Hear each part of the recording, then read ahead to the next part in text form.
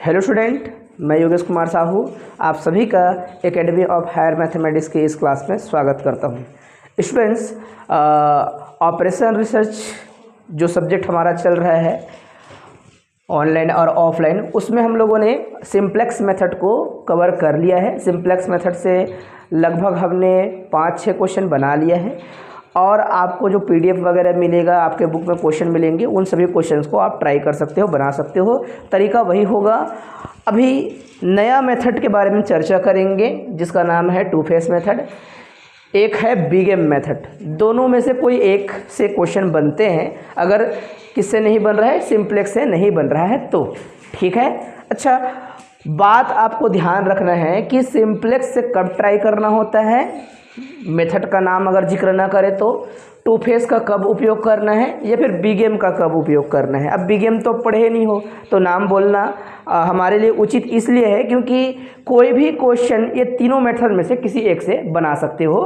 अगर कभी भी किसी भी मेथड में मैक्सिमाइज समथिंग दिया है और उसके बाद जो है सारे कांस्टेंट लेस देन ना हो तो आप समझ जाना कि ये सिंप्लेक्स से नहीं बनेगा। फिर से रिपीट कर रहा हूँ मैं, मैक्सिमाइज दिया हो और सारे लेस देन ना हो तो किससे नहीं बनेगा, ये सिंप्लेक्स से नहीं बनेगा। अब मैं इसको फिर से चेंज कर रहा हूँ, मिनिमाइज दिया हो और सारे लेस देन दिया हो, सिंप्लेक्स से बन सकते हैं। मिनिमाइज वाले को माइनस से मल्टीप्लाई कर दोगे, आपका नया ऑब्जेक्टिव फंक्शन नेगेटिव वाला हो जाएगा और वो मैक्सिमाइज कहलाएगा। समझ आया?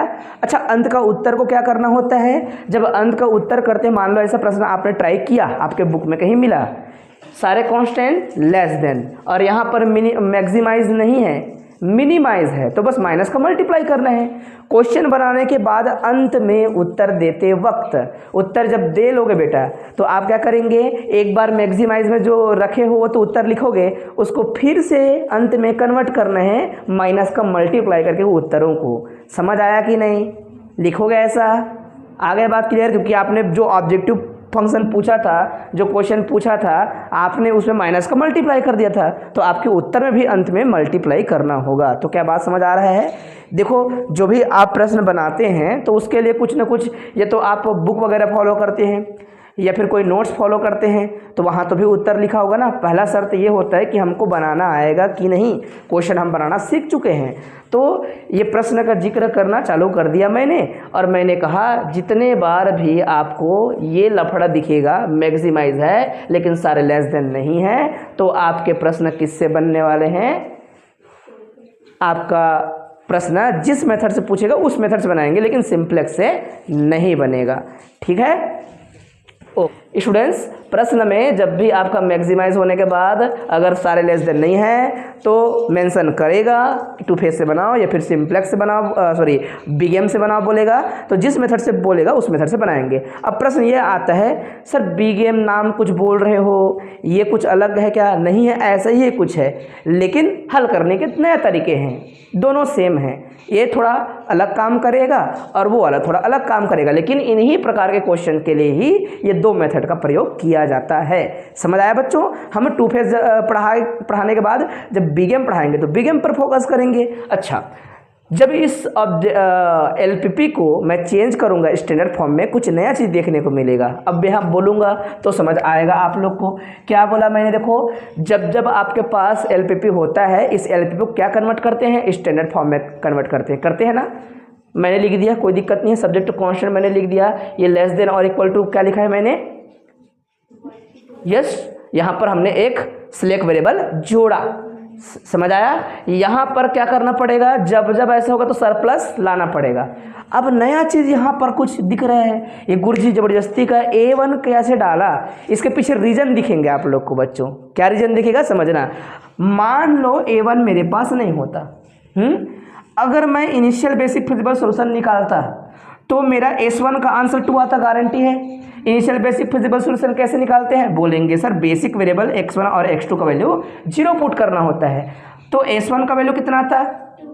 H2 का वैल्यू कितना आता? -12। गड़बड़ हुआ ना? कोई भी आंसर XB में माइनस में नहीं पाए जाते, कोई उत्तर माइनस में नहीं होता। माइनस में जो उत्तर होते हैं उसको बोलते हैं इनफिजिबल सॉल्यूशन। फिजिबल वही होगा जो पॉजिटिव होंगे, इनफिजिबल किसे कहेंगे जहां निगेटिव होगा और निगेटिव में आंसर नहीं आना चाहिए। जब हमारा निगेटिव आंसर आएगा तो हमारा यूनिट नंबर 2 पहुंच जाएंगे हम लोग, यूनिट नंबर 2 जिसे बोलते हैं dual simplex method. Duality problem आ जाएगा, मतलब चेंज करना पड़ता है बहुत सारी चीज़ों को, है ना, तो वो अलग मामला हो जाएगा। समझ आया? ठीक है बेटा, तो आप देखते ही समझ जाएंगे कि जिन जगहों पर क्या आते हैं लेस देन इक्वल टू या फिर इनफिजिबल सॉल्यूशन जब निकलना रहता है तो कांस्टेंट में हम आर्टिफिशियल वेरिएबल इंट्रोड्यूस करते हैं जो कि इनफिजिबल को फिजिबल बनाता है। ये भी ऑब्जेक्टिव में पूछ चुका है और आपके बुक में ये सभी मिलेंगे थोड़ा थोड़ा, जब क्वेश्चन पेपर सॉल्व कर रहे होंगे तो भी दिखेगा कि आर्टिफिशियल वेरिएबल कब यूज किया जाता है। बोलेंगे सर कि आपके जो आंसर है जब इनफिजिबल होने वाला होता है तो उसको फिजिबल बनाने के लिए नया वेरिएबल इंट्रोड्यूस कर लेते हैं जो कि इसको इनफिजिबल होने से रोक देता है। समझ आया?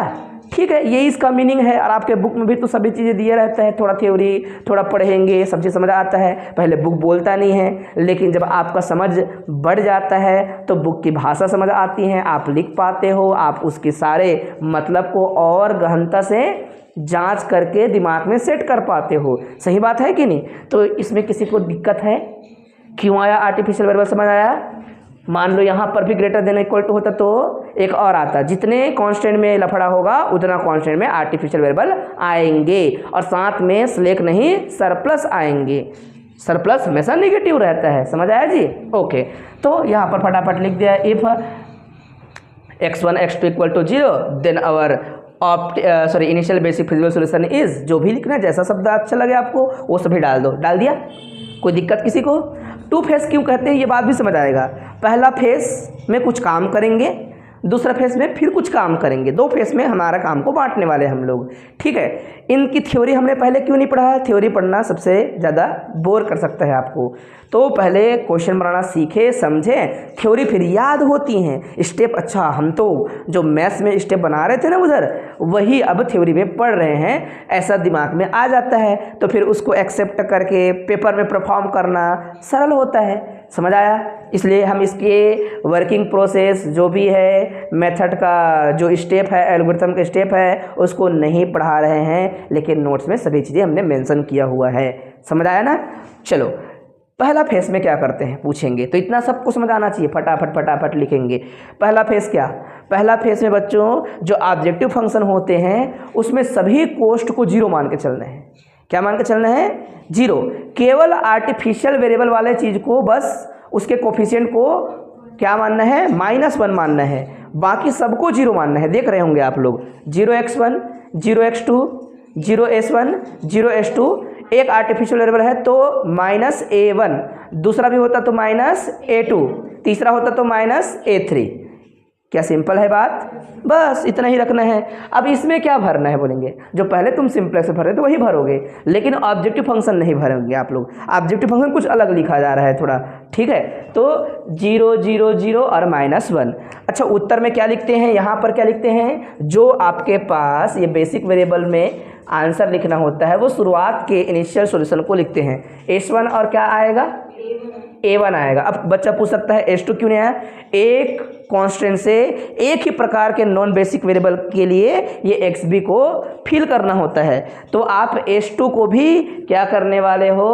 0 के बराबर पुट करने वाले हो, तब जाके इनिशियल बेसिक फिजिबल सॉल्यूशन आएगा। 2 कांस्टेंट के 2 उत्तर, तो S2 भी यहाँ पर 0 है। यहाँ पर उसका जिक्र नहीं होगा। 2 कांस्टेंट के लिए आया तो 2 ही चीज़ यहाँ पर आएगा, 3 कांस्टेंट होता तो तीसरा लाइन रहता है यहाँ पर। समझ आया? कंफ्यूज नहीं होना, जो है वही भरना है। ठीक, क्या है कोस्ट इसका? क्या है कोस्ट इसका? सही है। उत्तर क्या है बच्चों? 2 और यहाँ पर 12 लिख दो लाइन से, जो भी आपको आता है। 2 1 1 0 0, ठीक है जी। और यहाँ पर आ जाएगा 3। क्या लिख रहे हैं हम लोग? कोफिशिएंट्स को लिख रहे हैं, है ना? 4 0 -1 और +1। बात ध्यान रखने वाली है, आपके कांस्टेंट में कोफिशिएंट इस ए का A1 का या ए ओनली कहेंगे उसका 1 होता है, पॉजिटिव होता है, जबकि ऑब्जेक्टिव फंक्शन में क्या होते हैं, नेगेटिव में है। ये बात थोड़ा ध्यान में रखिएगा। और देखते ही समझ भी आ गया था हम क्या कर रहे हैं करके। यहाँ पर हर कोई बोलता है पॉजिटिव ही लिखने करके, यहाँ पर नेगेटिव है, ये बाद में याद करना था, पेज नंबर फर्स्ट में जाने की बात करना था। ओके बच्चों, ठीक। अच्छा, वही प्रक्रिया जो पहले किया करते थे। क्या होगा भाई, जेड जे अब डायरेक्ट शुरू से ही 0 नहीं आते, समझ आया। ओके, क्या आएगा, -3 आएगा, 0 -3, ठीक है। और जेड जे माइनस सी जे भी कर दूंगा तो कोई दिक्कत नहीं है, आप करना चाहें तो। -4 0 1 पॉजिटिव रहेगा, -1 रहेंगे, ठीक है। क्या आ जाएगा, -3 रहेगा, जेड जे माइनस सी जे, ये सी जे है तो -3 रहेगा, -4 रहेगा, 0 रहेगा, 1 रहेगा, -S1 जो है 0 हो जाएगा यहाँ पर, है ना, सॉरी, ये जो है -1 को -1 से घटा दो, गायब, ठीक है जी।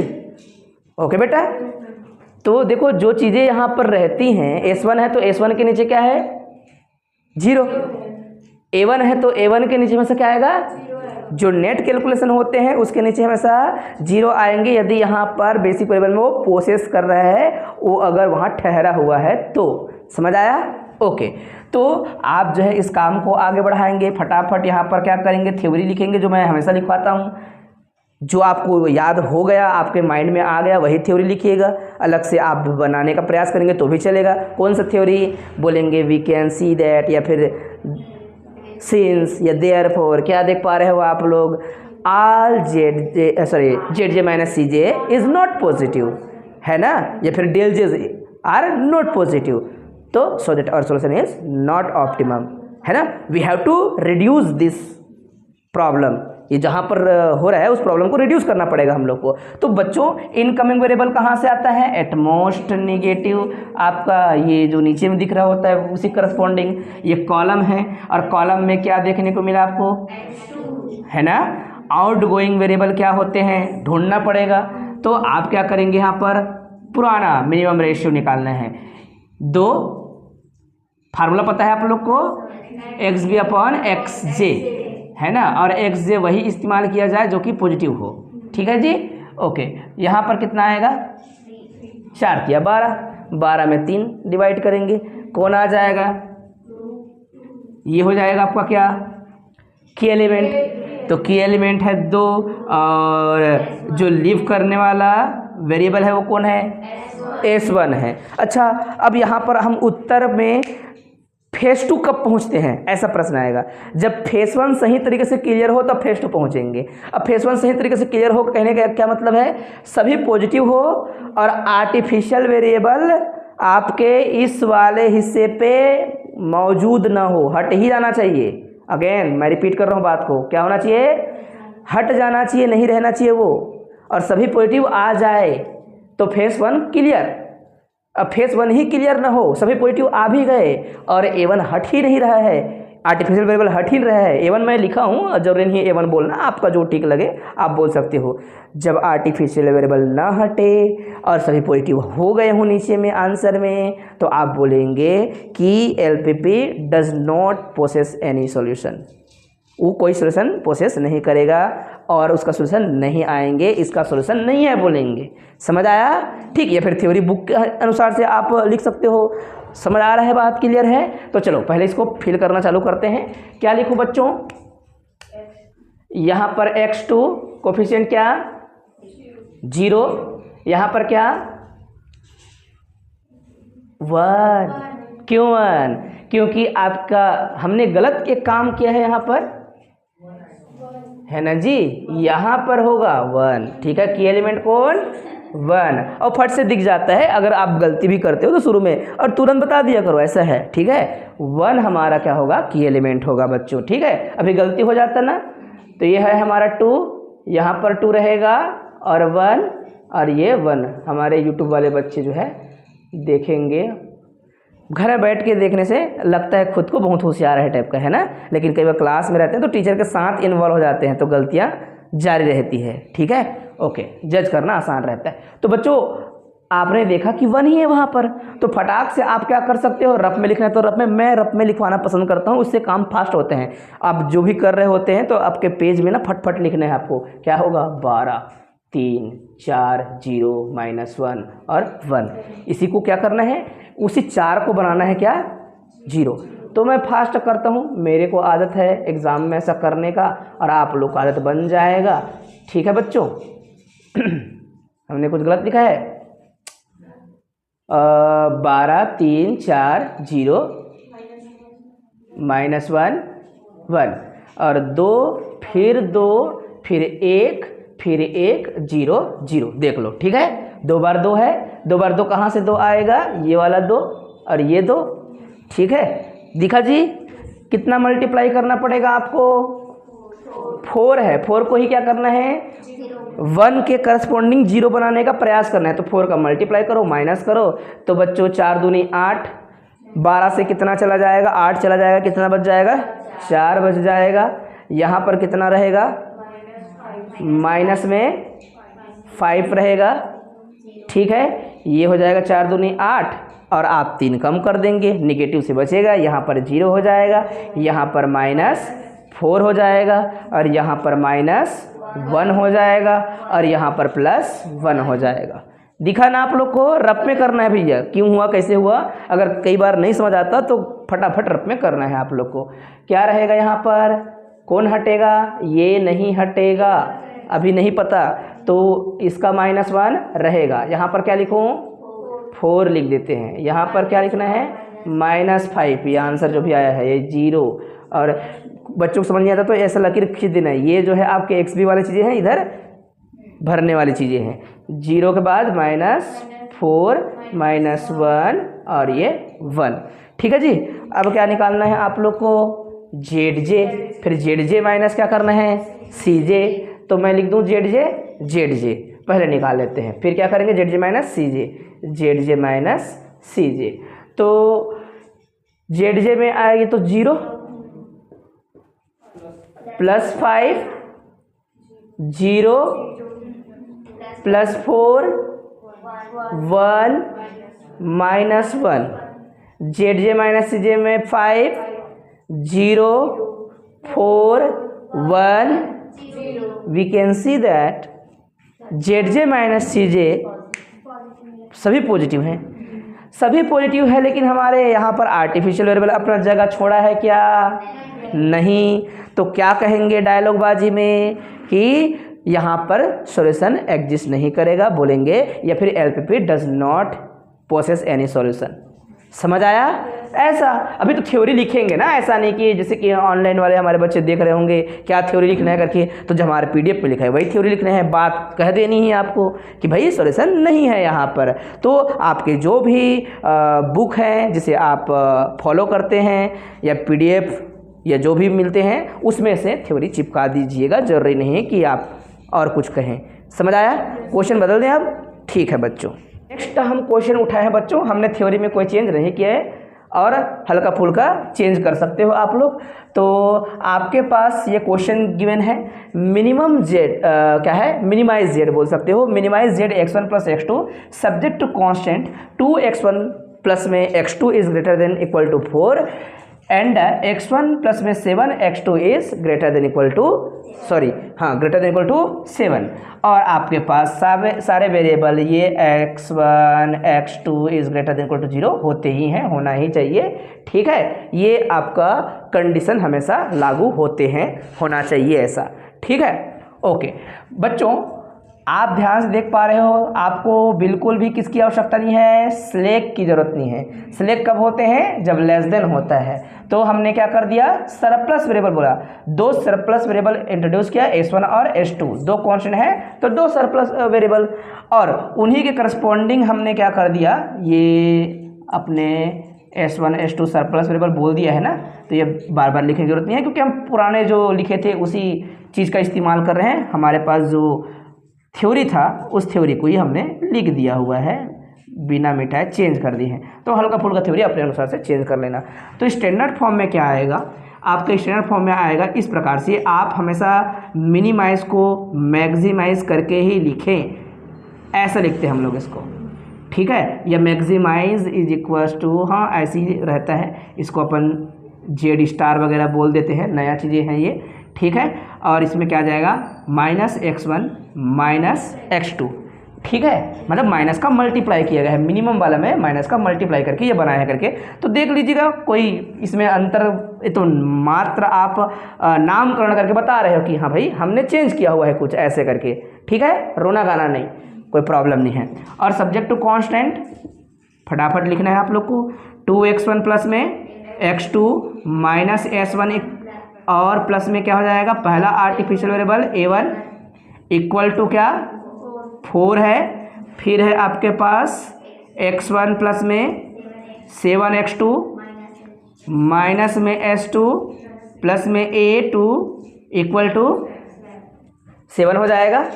अब बोलेंगे इनिशियल बेसिक फिजिबल सॉल्यूशन के लिए क्या चाहिए, s1 s2 x1 x2 सबको क्या करना पड़ेगा, 0 करना पड़ेगा। देन आप क्या करने वाले हैं, है ना, इधर मैंने जो लिखा है वो बीएससी का है भाई, ऑब्टेन करेंगे इनिशियल बेसिक फिजिबल सॉल्यूशन, वो आएगा a1 का आंसर 4 आएगा और a2 का आंसर 7 आएगा। और हर बार कोई पूछे तो बताना है एक कांस्टेंट से एक ही सॉल्यूशन लिखना होता है शुरू में, ठीक है जी। तो सरप्लस को कभी आंसर में नहीं लिखते क्योंकि ये चीज़ों को इनफिजिबल बनाता है, समझ आया, नेगेटिव बनाता है, इसलिए हम उसका इस्तेमाल करते हैं। और हमने इसको 2 बार जिक्र कर लिया, तो और भूलना नहीं है आप लोग को। फिर से बोलेंगे पहला फेस है, पहला फेस में क्या करना है आप लोग को, ऑब्जेक्टिव फंक्शन के लिए ऑक्सिलरी एलपीपी का निर्माण करना होगा और वहाँ पर मैक्सिमाइज जेड स्टार या फिर जो भी आपने कुछ बोला है उसको आप मेंशन कर लीजिएगा। मेरे को यहीं स्टार कह देना चाहिए ऐसा करके। और ये किसके बराबर है, बोलेंगे मिनिमम जेड का नेगेटिव के बराबर है ये, ठीक है। और वो क्या है, 0x1 0x2 0s1 0s2 -a1 -a2, क्योंकि यहाँ पर एक और आर्टिफिशियल वेरिएबल है तो ऑब्जेक्टिव फंक्शन में एक बार और आएगा और जितना बार रहेगा उतना बार उसका कोफिशिएंट -1 ही होंगे। समझ आया जी, कोई दिक्कत तो नहीं है, ठीक है। सब्जेक्ट टू अबव कॉन्स्टेंट्स जो भी दिए गए थे उन्हीं कारण से आप इसको लिखने वाले हो, ठीक है। तो थ्योरी को मैं मेंशन करता जरूर हूँ लेकिन मैं पढ़ता नहीं रहता उसको कि ऐसे ऐसे बोलना है करके। आपको जो ठीक लगता है अच्छा बोलिए। बच्चों बेसिक वेरिएबल में किसे भरना है, जो आंसर में आते हैं, ठीक है। पहला आएगा a1 का कोफिशिएंट कितना होता है -1, a2 का कोफिशिएंट क्या होगा -1, तो a1 और यहाँ पर a2 -1 दिखा। यहाँ पर आंसर क्या है, यहाँ पर ठीक लिखिए 2 1 -1 0 1 0 1 1 7 0 -1 0 +1, ठीक है, ओके। जेड क्या आएगा, बोलेंगे सर यहाँ पर देखो -2 -1 हमेशा जोड़ने का है। क्या रहता है फार्मूला, बोलेंगे सर एक तो CB और यहाँ पर XI, तो मल्टीप्लाई करो पहले फिर जोड़ो, तो वही आएगा जैसे आपने सीखा है, -3 आएगा -8 आएगा, ठीक है, और +1 आएगा +1 आएगा -1 आएगा -1 आएगा। दिखा, जो देख पा रहे हैं वो फटाफट मल्टीप्लाई करके जोड़ते जा रहे हैं और लिखते जा रहे हैं सम करने के बाद। ZJ - CJ को मैं डायरेक्ट डेल बोलूँगा तो समझ आ जाएगा आप लोग को। डेल जे का मतलब होता है ये माइनस ये, तो -3 -8 1 1 0 0, क्योंकि इसी को इसी से घटाने से 0 आएगा। और हमने कहा है जो चीज़ यहाँ मौजूद हो उसी के लिए क्या आता है, 0 आता है। और ये ऑब्जेक्टिव में पूछा था, मैंने कहा भी है आप लोग को, तो पहले प्रश्न को समझना है ये ऑब्जेक्टिव में क्या पूछ रहा है करके। ऑब्जेक्टिव पूरा इन्हीं से ही बनता है, समझ आ रहा है, ठीक। तो बच्चों किसको सेलेक्ट किया जाए? -8 को। तो प्रक्रिया वही है ना, सिंप्लेक्स वाला, बीच में बस बदला है, मैंने कहा भी था थोड़ा सा बीच में बस बदल दो, बाकी काम सेम टू सेम रहते हैं करके। तो आपने इसको सेलेक्ट किया, अब क्या करना है? रेशियो निकालना है। तो रेशियो के लिए भले जगह नहीं है, लेकिन समझना पड़ेगा कि भाई ये हमारा की कॉलम है और इसी करस्पॉन्डिंग जो वेरिएबल है उसी को बोलते हैं इनकमिंग वेरिएबल। कौन है? x2 है, यही की कॉलम है। अब यहाँ पर देखो तो 4/1 मतलब 4, 7/7 मतलब 1, तो 1 छोटा है 4 से, तो यही हमारा क्या हो जाएगा? लाइन आउटगोइंग वेरिएबल, या फिर बोलेंगे की रो। और की रो में कौन है? A2 है प्यारे बच्चों, A2 है। ठीक है, की एलिमेंट कहाँ पर होंगे? जो इंटरसेक्ट करेगा वहीं पर, ऐसे और ऐसे 7 है, तो 7 हमारा क्या हो जाएगा? की एलिमेंट हो जाएगा। ठीक है, कोई दिक्कत नहीं है ना? देखो एक बार समझ आ गया तो अब समझाना आप लोग को मेरे लिए आसान हो गया है बातें। ठीक, अच्छा, अब बेसिक वेरिएबल जो भी भरना है भरेंगे। सबसे पहले क्या लिखना चाहिए हम लोग को? अच्छा, यहाँ लिख देना चाहिए, एक तो x1 x2 s1 s2 a1 a2। अब एक मान लो पेपर में आपका पास समय नहीं है, ठीक है, जगह कम है, जगह में पोलियो हुआ, तो आप जो वेरिएबल अपना जगह छोड़ता है, समझ आया? लिव करने वाले वेरिएबल, वो अगर आर्टिफिशियल वेरिएबल है उस कॉलम को नहीं लिखेंगे तो चलेगा। कौन छोड़ रहा है? अभी देखो A2 छोड़ रहा है ना, तो कैलकुलेशन उसके लिए कोई खास वो नहीं है, जो छोड़ा है फिर वापस नहीं आएगा, वैसे आपका सॉल्यूशन डिजनरेट होना चालू हो जाएगा। समझ आया? वैसे सॉल्यूशन नहीं होते।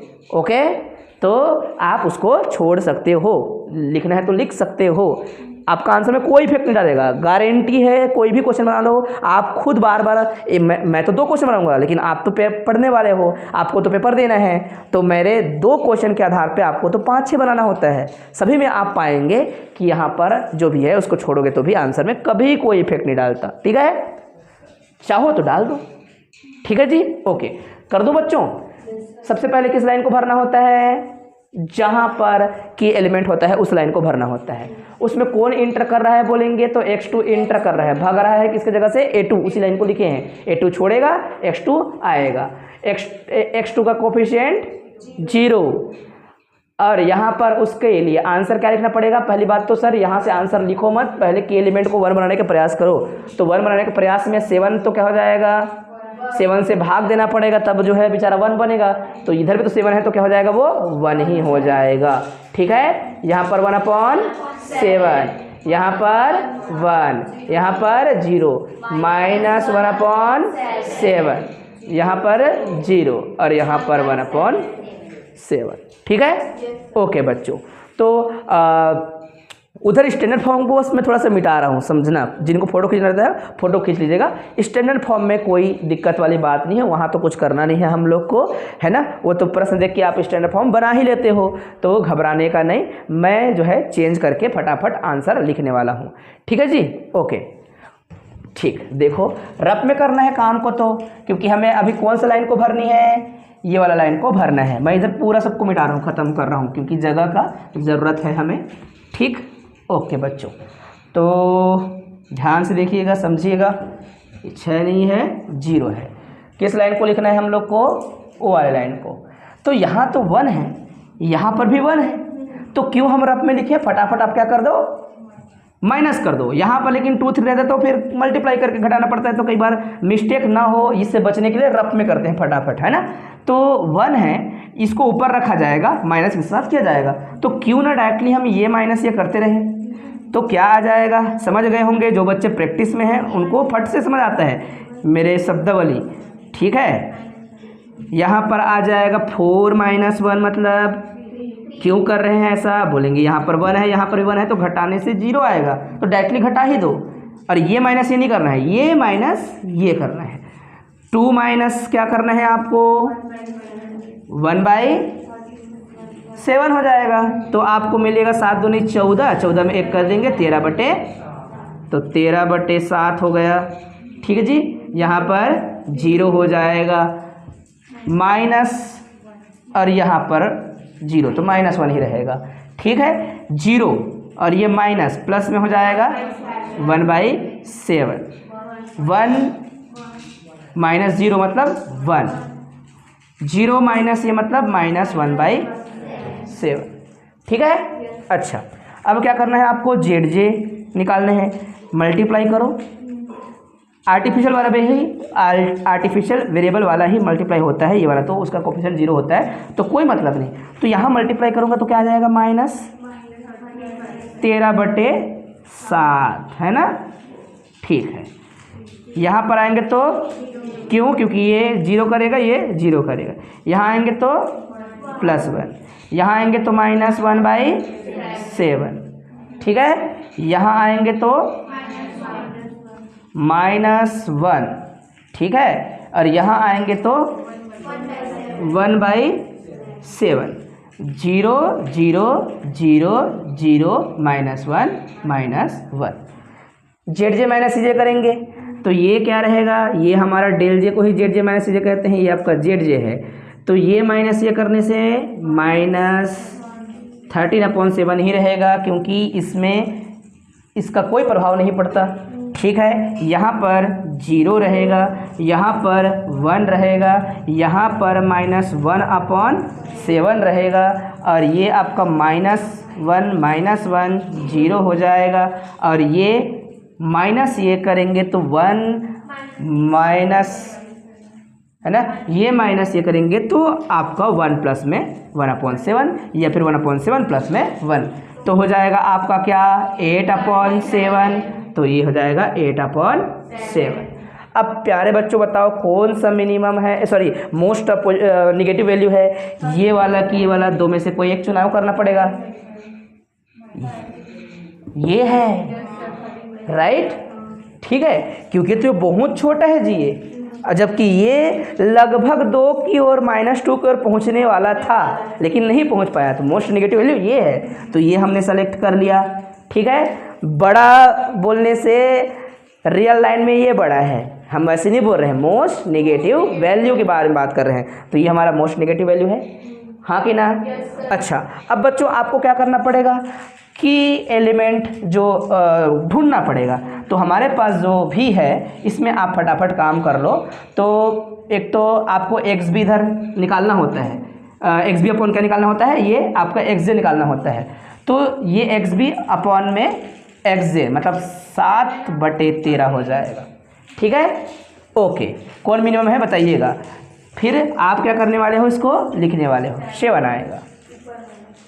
कौन छोटा, ऊपर वाला छोटा है, ये 7 आ रहा है, और ये कितना आ रहा है देखेंगे तो 7 या 21, 21/13 बहुत छोटा है, इससे समझ आया। तो कौन सा लाइन होगा यहाँ पर, राइट, तो कौन सा एलिमेंट हो जाएगा की एलिमेंट, हाँ बेटा, क्यों हुआ समझ आया ना, जिनको समझ नहीं आएगा वीडियो रिपीट करके देखेंगे। मोस्ट नेगेटिव वैल्यू सेलेक्ट किया, फटाफट डिवाइड किया, जो मिनिमम आएगा उसी करस्पॉन्डिंग क्या बनेंगे, रो आएंगे।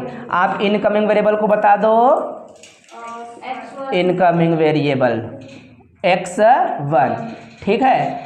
आउट गोइंग वेरिएबल, मैं कचड़ पचड़ लिख रहा हूँ लेकिन समझ जाना, आपको अच्छे से लिखना है, वो कौन है, A1 है, क्या है, A1 है, ठीक है जी, A1 है। अच्छा, की एलिमेंट क्या है, यस 13/7। फट से क्या करना है आपको, basic variable, coefficient of basic variable XB, X1, X2, S1, S2, A1, A2, ठीक है।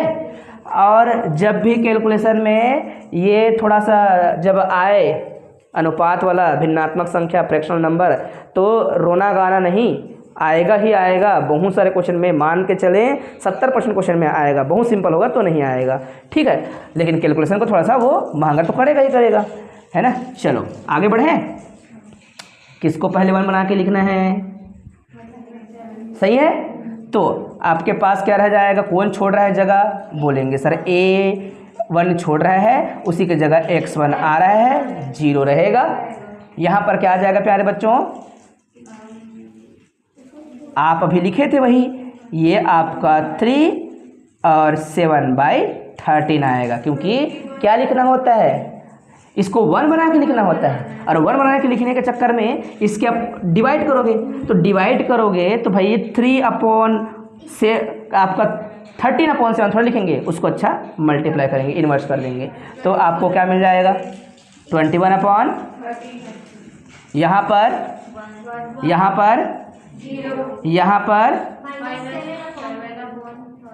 सही है, यहाँ पर लिख लिया 1/7 था, डिवाइड करेंगे मतलब उल्टा मल्टीप्लाई करेंगे 1/13, ठीक है। यहाँ पर डिवाइड करेंगे, इसका मतलब क्या हो जाएगा 7/13, ठीक है। यहाँ पर लिखेंगे तो क्या आ जाएगा -1/13, हाँ कि ना, ठीक है, ओके। यहाँ पर x2 कोफिशिएंट क्या 0 0 0 0 -1, ठीक है। अब इसके नीचे जो भी है आपको क्या करना पड़ेगा, उसको 0 करना पड़ेगा, तो पहले क्या करना पड़ेगा, उस लाइन को लिखो 1/7 1 0 -1/7 0 1/7 लिख दिया। अब इसके नीचे क्या करना है, आपको ये लिखना होगा, लिख दिया 1 0 -1/13 1/13 7/13 -1/13।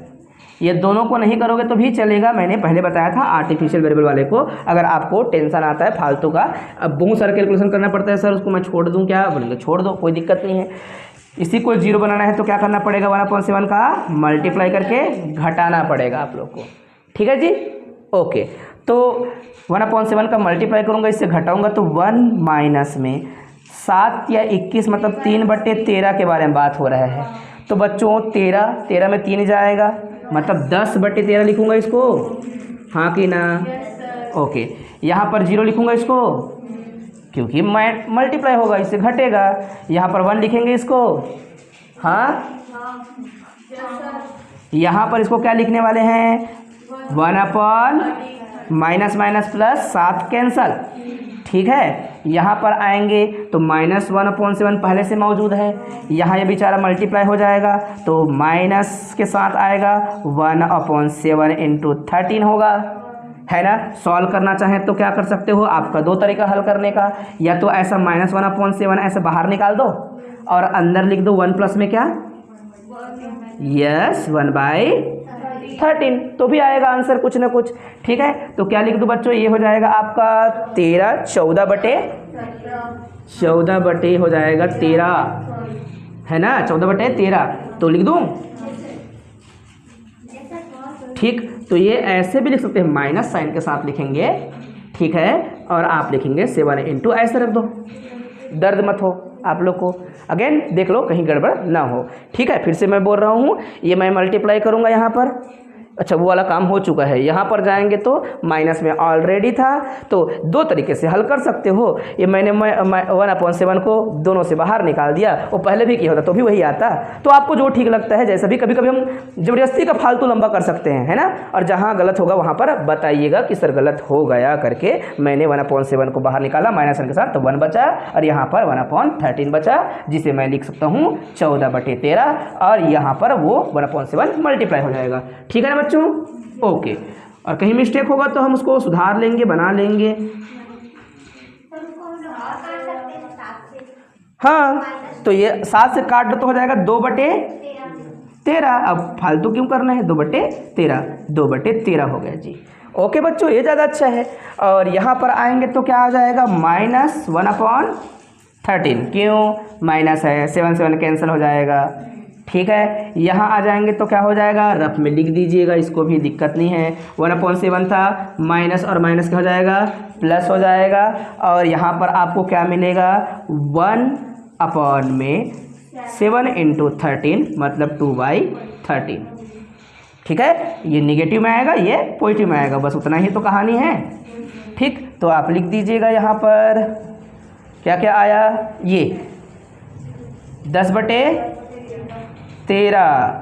10/13, फिर 0, फिर 1, फिर 1/13 -2/13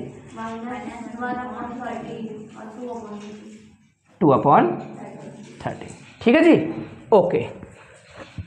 अब जब भी आपके आंसर में दोनों वेरिएबल एंट्री करने, क्या हो जाए, दोनों वेरिएबल एंट्री करे तो पूरा चांस है कि पॉजिटिव ही आएगा, क्योंकि ये देखो यहाँ पर 0 ही है। जब जहाँ से भी मल्टीप्लाई कराऊंगा तो क्या करेगा, वो 0 कराएगा उनको, सही बात है ना। तो आप यहाँ पर क्या लिखाएंगे, ZJ माइनस CJ, या फिर पहले ZJ निकालना है तो आप कर सकते हो 0 0 0 0 0 और 0, है ना। अब ZJ माइनस CJ कोई बच्चा ऊपर देख के पगलाएगा, भाई वो पॉजिटिव ही आएगा, क्यों आएगा, इसको मल्टीप्लाई करोगे 0 आया है, 0 माइनस वो करोगे तो प्लस में 1 हो जाएगा वो, है ना बच्चों। क्या आएगा, गारंटी इस बात की। तो पहला फेज तैयार है, पहला फेज तैयार है, फर्स्ट फेज तैयार। सारे वैल्यू क्या आ गए हमारे, पॉजिटिव आ गए। और ये हमारा x1 x2 एंट्री भी कर लिया, आर्टिफिशियल वेरिएबल नहीं है। अब फेज 2 क्या करना है, ये प्रश्न आएगा दिमाग में।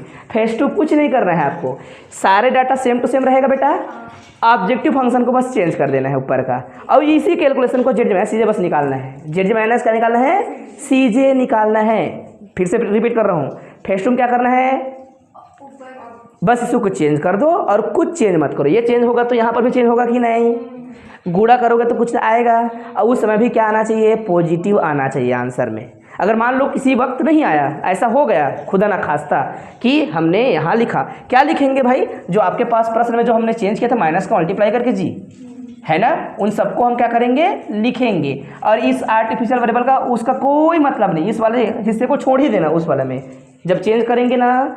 फेज 2 मैं लिख दूँ, क्या बोल रहा हूँ मैं, समझ रहे हो बात को, फेज 2 है ना, फेज 1 हो चुका है, फेज 2 के बारे में बात कर रहे हैं। तो यहाँ पर आपके ऑब्जेक्टिव फंक्शन को मेन वाले को लिखेंगे तो CJ हो जाएगा -1, ये x1 के ऊपर होगा, क्योंकि मैंने अपना स्टैंडर्ड फॉर्म में माइनस का मल्टीप्लाई किया था, याद होगा आप लोग को, सही है। और यहाँ पर भी -1 किसके ऊपर में रहेगा, x2 के ऊपर में, s1 के ऊपर में 0 ही होगा, s2 के ऊपर में 0 होगा। इधर वाले को नहीं करेंगे तो भी चलेगा, हम आर्टिफिशियल वेरिएबल का अब कोई मतलब नहीं समझते। आया बात क्लियर। अब ये 4 लाइन के लिए फट से कैलकुलेशन करना है जी, आपको क्या करना है। अब XB वाला में जब आएगा तो गुणा भी तो होगा भाई, मल्टीप्लाई तो करवाएगा कुछ ना कुछ, इनको चेंज नहीं करना, बस इनको चेंज करेंगे फटाफट मल्टीप्लाई करके कैलकुलेट करेंगे। और मैं गारंटी दे रहा हूँ कि पॉजिटिव आएगा और आप घर में करके आएंगे इसको, क्योंकि आपको जो मैंने नोट्स भेजा है उसमें भी यही है, तो कर सकते हैं ना हम, पक्का। बोलो। नहीं, फेज 2 दिखाने की ज़रूरत इसलिए है कि अगर आपका आंसर यहाँ पर भी पॉजिटिव नहीं आया बाद में, यहाँ तो पॉजिटिव लाना है, वो फेज 1 पार करने के लिए होता है। फेज 2 में भी पॉजिटिव लाना ही है फिर से कैलकुलेशन को। अगर फेज 2 में कैलकुलेशन में नेगेटिव आ गया तो उस वाले को एक डब्बा और बना के फिर से करना पड़ेगा, फट से वही की एलिमेंट वगैरह कुछ करना पड़ेगा, एक लाइन और करना पड़ जाएगा। तो उस दौरान आपका x1 छोड़ भी सकता है या x2 छोड़ भी सकता है, उसकी जगह s1 s2 भी आ सकते हैं, ये बात समझ लीजिएगा। जब नेगेटिव आएगा तो कोई ना कोई यहाँ से छोड़ेगा जगह, दोनों आंसर ना होकर कोई एक आंसर हो जाएगा। समझ आया बच्चों, ठीक है। इस प्रकार से अपने उत्तर को अंजाम दीजिएगा। x1 का आंसर कितना, यही रहेगा, x2 का आंसर कितना, समझ आ रहा है। तो मैक्सिमाइज z क्या हो जाएगा आपका, maximize z is equal to minus में x1, मतलब 21/13 माइनस में, क्यों, क्योंकि हमारा ऑब्जेक्टिव फंक्शन ऐसा लिखा गया था, यहाँ पर कितना 10/13। तो पूरा आंसर में क्या लिखेंगे आप लोग, इसको 31/13 माइनस में, लेकिन पुस्तक में आंसर 31/13 थोड़ी लिखा है, 31/13 लिखा है पॉजिटिव में। हमने क्या लिखा है यहाँ पर, नेगेटिव, क्यों, क्योंकि हमने इसको पहले चेंज किया था इसलिए नेगेटिव लिख रहे थे। आंसर क्या आएगा, क्यों, क्योंकि नेगेटिव का मल्टीप्लाई किया था, फिर से हटाना पड़ेगा ना भाई। समझ आया। तो आपके बुक में क्वेश्चन का सीधा आंसर लिखा रहता है, आप चेक करना चाहेंगे तो ऐसे चेक करेंगे आप लोग, ठीक है। कॉन्सेप्ट अच्छा क्लियर रहेगा ना, तो आपको समझ आ जाएगा, ठीक है बच्चों।